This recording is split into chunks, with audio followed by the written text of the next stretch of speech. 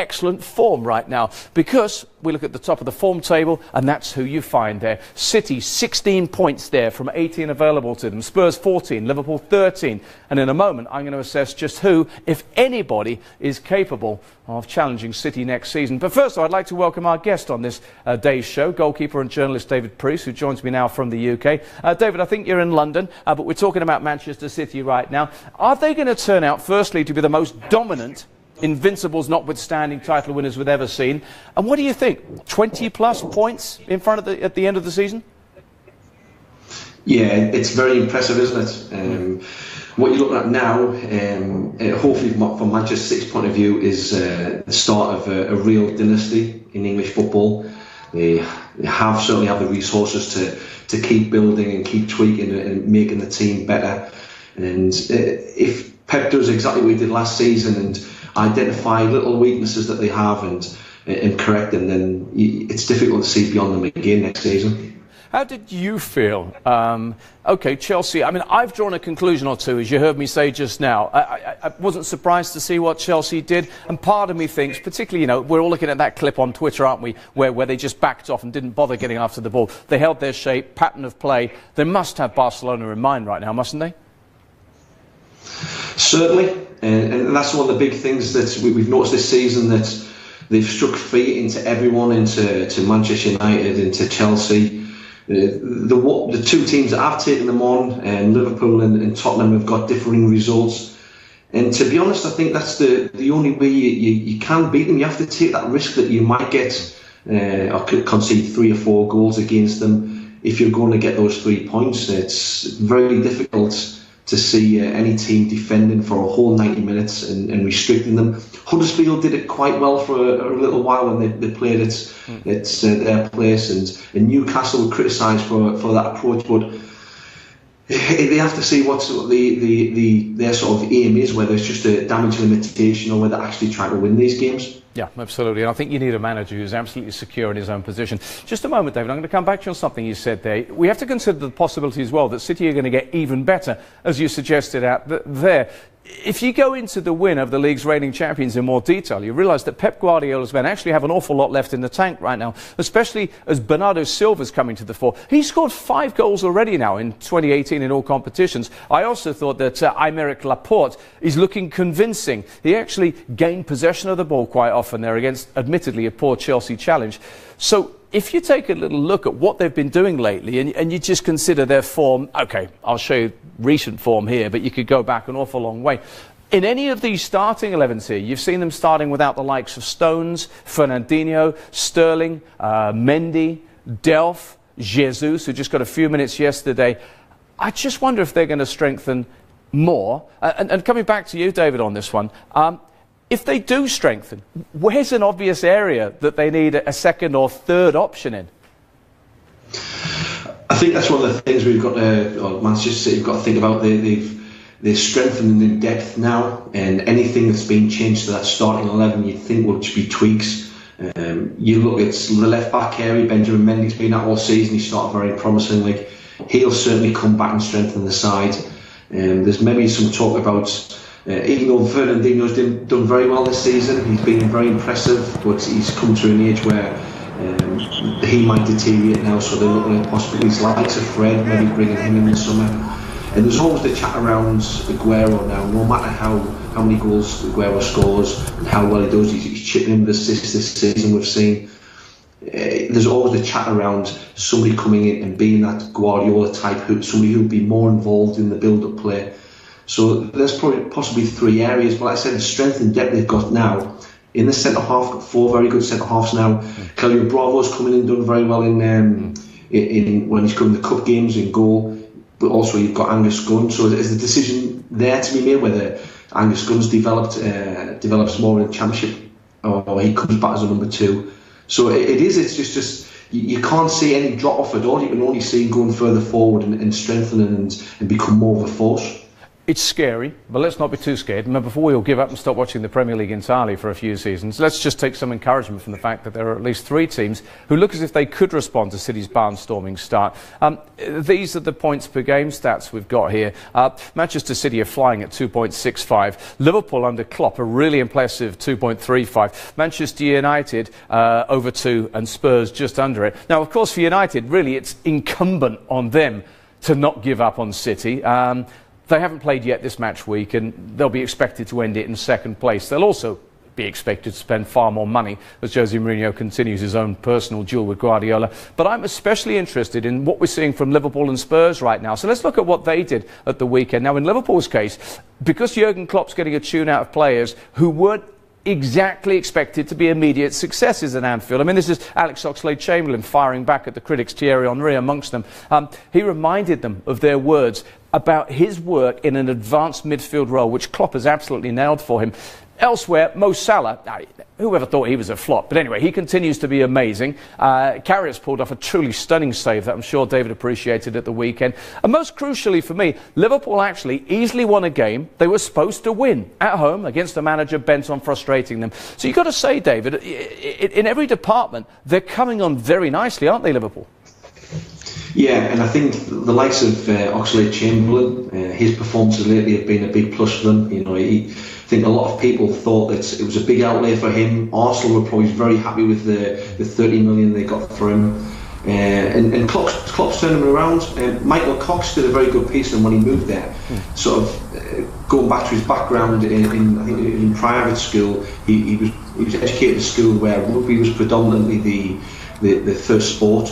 And you could see in his play that sort of translated into the way he played when he was a wide player. He kind of moved in these zigzag movements rather than being more direct. Now, what we're seeing now is a player that I saw at 16, 17, 18 years old being a central midfield player and breaking free, breaking forward, being very direct.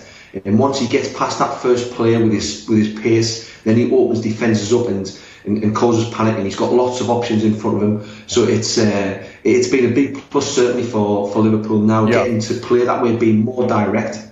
Yeah, absolutely. And if we extend that rugby analogy, he's straightening his run. He's running good lines, isn't he? And that's what we're liking. Very quickly, I just want to mention Spurs here, David, as well. They also did the job they were expected to at the weekend with the minimum of fuss, the maximum of threat, really, for their Champions League visitors this weekend. Look out, Juve, indeed. Spurs, I should point out, unbeaten in 11 games in the league, 16 in all competitions, and Son Heung-min's on fire, especially at Wembley, where he's had a hand in 13 goals in his last 11 appearances. Just quickly, David, your take on Son, on the options, Moura, of course, Lamela, they're looking the part, aren't they? They are. They're certainly overperforming when it comes to the outlay that other clubs have made and the financial clout they've got. Young Son, he's certainly overtaken Dele Alli now in importance to the team. You can see that the contribution made him not just with his goals, but his desire to run forward and join in. It was certainly an example in the second goal. He broke his neck again into the box to get on the end of that cross, and he's becoming ever more important. The only danger with Spurs now, they've got to go back to White Hart Lane. Will it take them a little bit of adjusting to get back to a new stadium, and like it did with Wembley? And will that cost the result on the title? I think it might just do that. Yeah, that's it. It's a good point, but they won't mind going back to a place they finished at so brilliantly. Stick around, David. We're going to get to a break just now and come back and talk about relegation issues and matters in the Premier League next.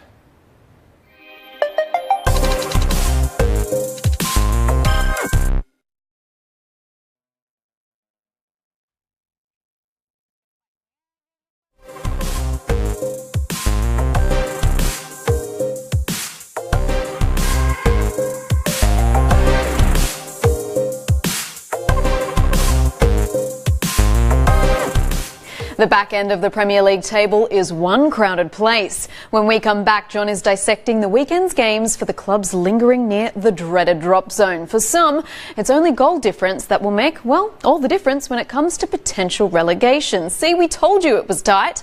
Plus, don't forget to put your feedback in right now on Facebook Live, because we will be having a mammoth Have Your Say segment coming up later in the show.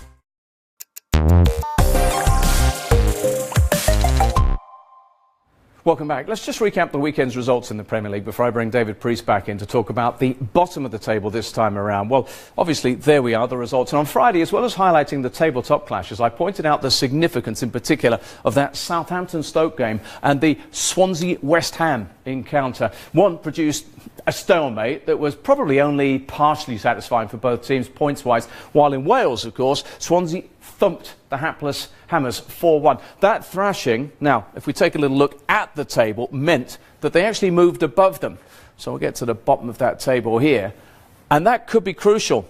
Goal difference, a 4-1 defeat for West Ham, and they slipped below there, Carlos Carvajal's side. And the other thing as well that's worth pointing out here is the remarkable form that has been shown by them. Because we're not in the bottom half of the table anymore.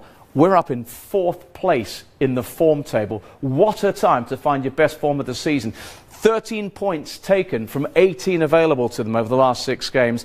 And it's worth also highlighting that Brighton are up there in outstanding form as well. 11 for them. And I think in terms of the league table, they're probably, one win from safety right now. But other teams have been drifting alarmingly in terms of the form. Let's go and have a little look at the bottom of it right now, because unsurprisingly, West Brom down there, rock bottom with just a point from their last 6 and very little going further back there. Crystal Palace above them with 2 from 15 as they head into that game, which looks like a tall order against Manchester United. Above them, though, West Ham after their shocker at Swansea. And let's pick up on that right now. Now, the papers savaged them. Manager Moyes admitting that he's worried about his team, and Carvajal, incidentally, the other part of the headline there, was talking about his admiration for Sheffield-based indie rock bands, as you do. But the last part of that actually was referring to Andre Ayew, who was outstanding against his former club.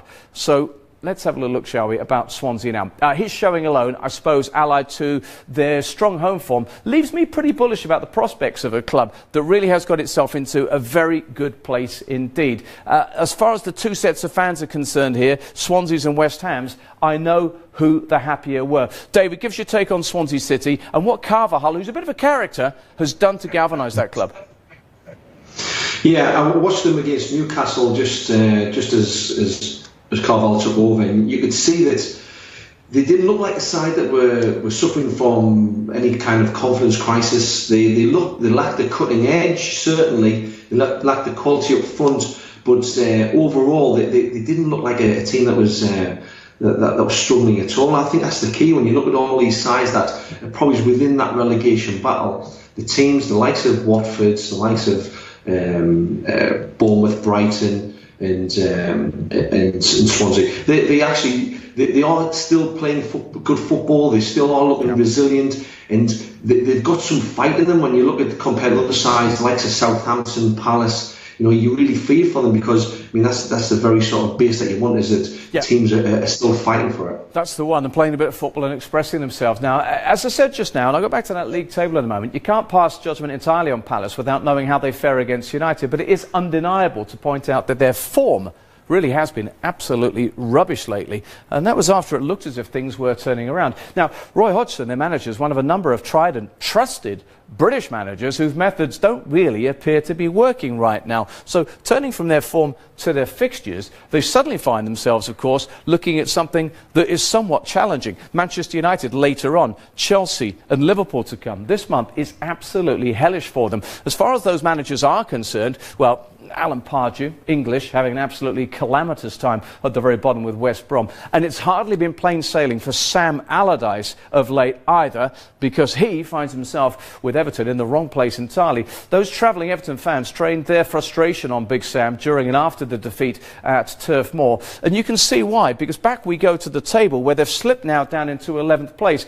Adrift, that was what he was talking about. And adrift is a dangerous thing in football. And even if the Toffees maybe have done enough already to mean they don't drift out of this league this season, it could be fatal for them to continue to spiral downwards towards the season's end.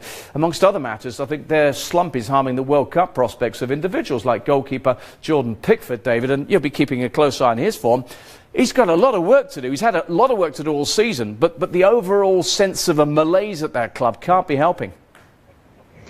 I think it's a big worry defensively for Everton, and certainly for Sam Allardyce. That's his strength when he goes into clubs. He simplifies what they have to do defensively and makes them more solid. Seen that when he came to Sunderland and turned things around, and that's the big worry for them. The Michael Keane and Ashley Williams and Saturday were just all at sea, and that will be what's worrying them the most. At the start of the season, it was all about the strikers and attacking midfielders, but that's not what's costing them now. It's definitely defensively, and like I said, Jordan Pickford's the one's going to be he's the busier of all the players in the team. Yeah, absolutely. Let's just go back to that. And on the goalkeeper front, one of his rivals for that England #1 jersey, Jack Butland, actually pulled off 6 saves as Stoke grabbed that, let's face it, attritional point against Southampton. And it's interesting, this one, if we take a little look at what's happening with Stoke, because the Potters are in serious trouble. The league table just showed us that. But in one of the more unlikely sights and stories of the weekend, it's a smiling Paul Lambert saying that he's been both orchestrating fan chants and also insisting that he's loving the pressure of a relegation battle. Now, I've worked with Paul. His public image has always been on the dour side, but that's not entirely representative of the man himself. Let's have a little look at this table, shall we, and see what they've got to come here, because the key for them is going to be carrying a bit of form into some admittedly really, really tough fixtures. City, wow, okay. That needs a lot of belief if City are up next. But there's also Spurs and Arsenal and some tough games to come there. I just wonder, David, on Stoke's front, I mean, the other day I stood here and I didn't forecast them to go down. I had them getting out of it and Palace going in. Do you see enough about Stoke to see them survive? Possibly, but they had the defensive problems at the start of the season that cost them a lot of points. They had a lot of injuries. But you're right saying about Paul Lambert. Now, if there's one thing that Paul Lambert is good at, and you ask anybody who's played under him, he's very good at making players feel very good about themselves when they go out on the pitch, and he's very good for team morale and confidence. If there's one thing that he will do, he'll make sure teams go out there feeling the best. And you're right, it's maybe opposite to what people's perception of him is, but like I said, ask anybody, and he's very good. He's a very much of a player's manager. Yeah, absolutely. David, look, thanks very much for finding time for chat with us today. As ever, it's flown by, but we'll catch up with you again very soon.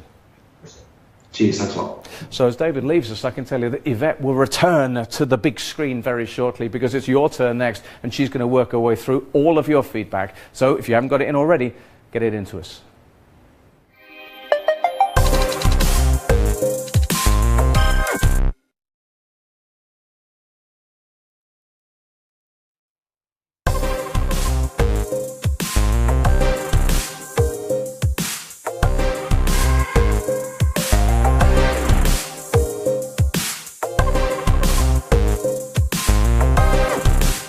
Up next, there's good news and bad news. The good news is it's all about you. We want to hear your thoughts on Man City's dominance and who you think could pose a serious threat to the citizens come next season.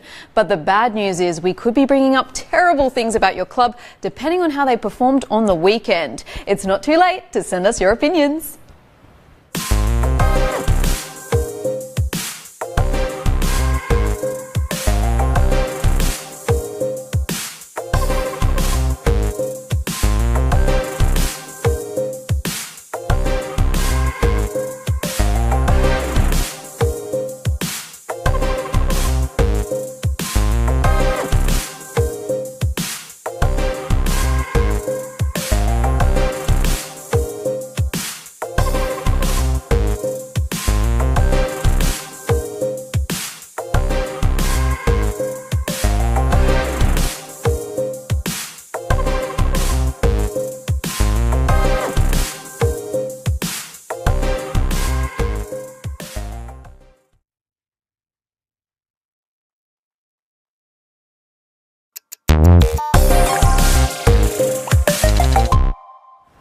Welcome back. So plenty of food for thought, I'd like to hope, given all we've done so far on the show. And Yvette's been waiting very patiently. So we've got tons of feedback in. Where are we starting? OK, let's jump straight to Imran Fariz, who says Spurs regulars Wanyama and Rose can't even get into the starting 11 this season. That shows the strength in depth Pochettino is brought to the team this season. Son usually pops up when Kane doesn't. Yeah, wasn't he brilliant? And that's the thing, isn't it? If you think about it, Spurs are really defying all of the preconceived ideas we have. They're a Harry Kane team. Who might have said that? And then suddenly, of course, they're finding a way. It's not just that. Lucas Moura, Lamela offering options as well, but Son has been superb so far. And then this talk about the squad being too thin. Well, I think we're seeing that they're getting by without real regulars in their team, particularly defensive stalwarts. So, yeah, there's a lot to admire about what's going on there. And even David was saying, well, maybe the relocation's a problem. But no, they look as if they're travelling well right now. What about the challengers to City? Yeah, let's take a look at the contenders. We've got Al Song here who says Pep will surely improve on his team next season so that he can win all trophies available in a season. And let's go down to Yap who says challenges to Man City in 2018-2019 got to be Manchester United if Jose has any pride, and Liverpool if they continue to play the way that they are now. Yeah, I mean, but we'll get a few more up for you there. But obviously what's interesting is you've got someone saying that City will continue to improve, but someone straight away saying Manchester United. Yes. Because it was always going to be that, wasn't it? Yeah, and of course Man U had, the record for the amount of points. Of course, so there's that rivalry. But I said earlier on, it's not just about United. It's going to be Liverpool, it's going to be Spurs, and certainly look at Martin talking about Liverpool. Yeah, he says they will be the strongest challenger to Man City next season, followed by Man United. It will not be a stroll for City next season, but teams, especially the so-called top 6 teams, should not be so negative, pay too much respect when playing Man City. Yeah, at the top you can see there's another one there. Who's that Super Dip saying the same thing? He says Liverpool can give a fight for the league next season. You know, and you agree with that too, don't you? I do agree with it. What's really interesting is you have to look at these comments from people, and obviously you're going to get the rivalries. So the minute you say something about United, then Liverpool are going to chirp up. The minute you say something about Liverpool, Manchester United are going to chirp up. But that's the beauty of this, because they are actually, funnily enough, united in the need to chase down Manchester City. It's not going to happen this season, but I, for one, am delighted that those two rivals are playing each other this coming weekend, because otherwise it's got a little bit predictable at the top of the table, hasn't it? Yeah, let's talk about Arsenal. We've got Jerome here who says Arsenal 5 points behind Chelsea and also 5 points ahead of Burnley. I think they should start to be worried of Burnley catching them.